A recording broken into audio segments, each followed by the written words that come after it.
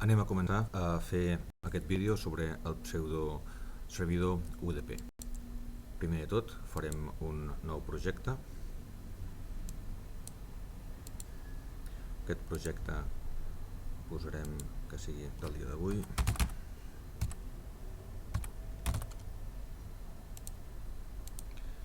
I posem pseudo UDP SBR vídeo.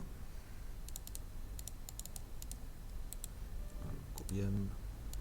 Next. Posem aquí doncs un pseudo UDP server video com a classe i fem que sigui del tipus widget. I posarem que sigui de l'SQT 514.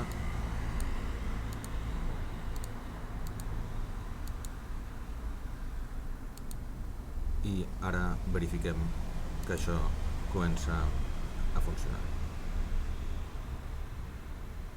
Veiem que sí ens funciona.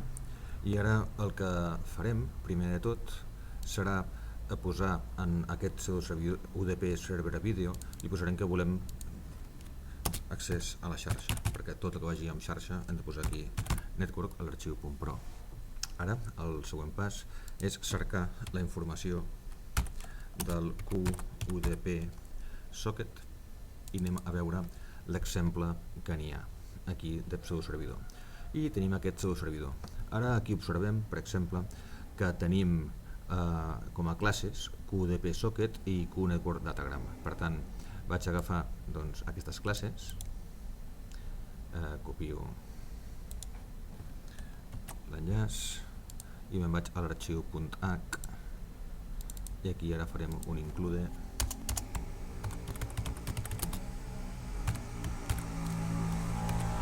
i tornant altre cop a l'ajuda tenim el QNetwork datagram que també el guardarem, el farem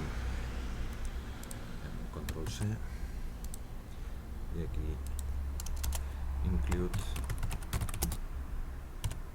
Com són de xarxa i ara acabem de posar ara mateix l'arxiu.pro que és network, haurem de fer un rebuild. Farem un rebuild d'aquest projecte.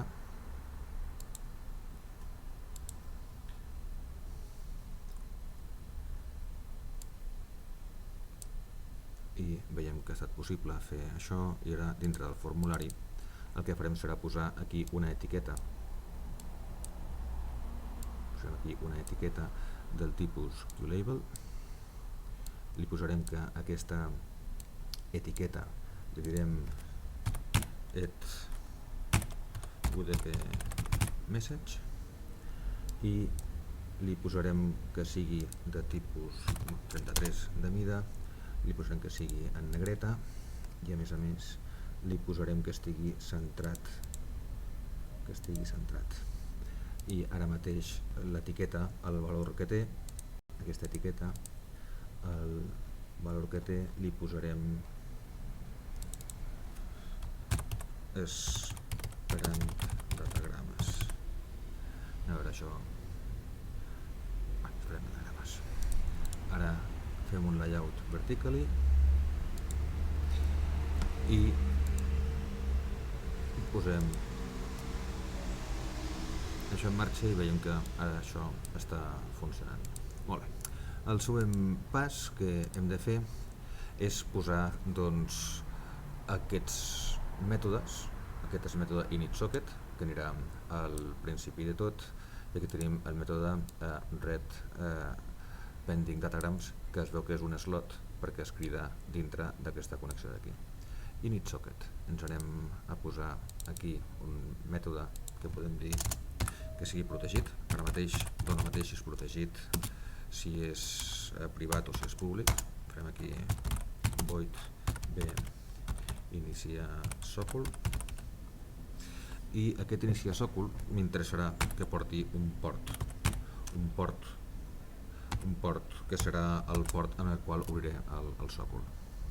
Per tant, ja posaré aquí un define que li poso sòcol inicial, poso per exemple que sigui el 7755 i ara me'n vaig implementar aquest inicia sòcol. copio, me'n vaig al CDP, control V i li poso que sigui de la classe pseudo UDP server video i això li posaré que sigui nport. Ara ens tornem aquí al help i veiem que amb aquest init socket farem això d'aquí, copio, control C, me'n vaig aquí i poso control V i veig que em fa falta un apuntador UDP socket. Ens anem a arxiu.h i aquí li posarem també el UDP socket, li posem aquest apuntador que per tant ha de portar aquí un asterisc. Tornem altre cop a la implementació i aquí tenim nport, que és el port que li posarem que s'iniciï aquí, i després això de la connexió aquesta encara no la fem perquè no la tenim. Ara això ho posem en marxa,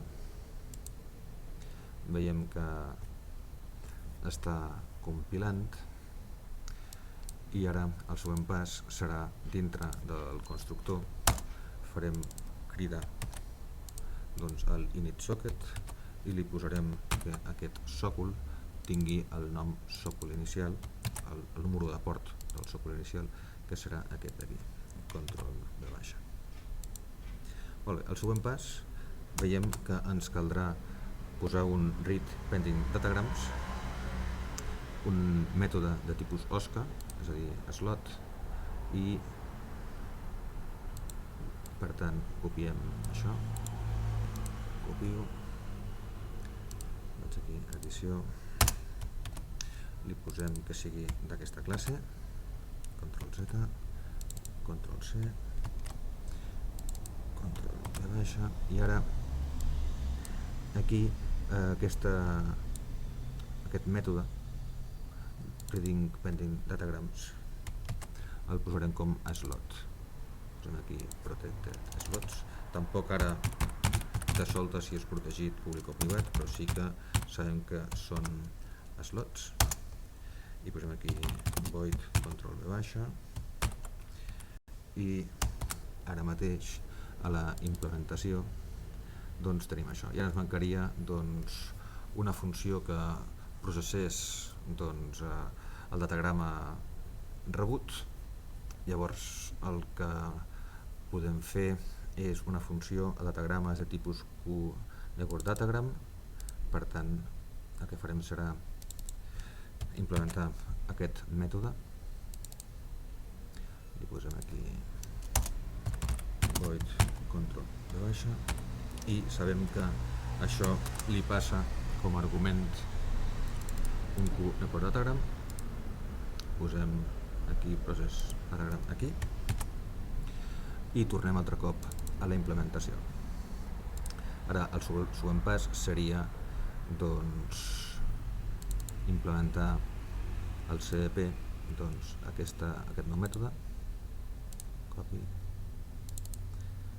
aquí baix, control V i aquí ara li posarem que és d'aquesta classe i ara aquí li posaré que sigui tipus QND i ara mateix sé que tinc una etiqueta webMessage que vull que tingui un text que sigui aquest datagrama .data. I ara en principi si això ho poso en marxa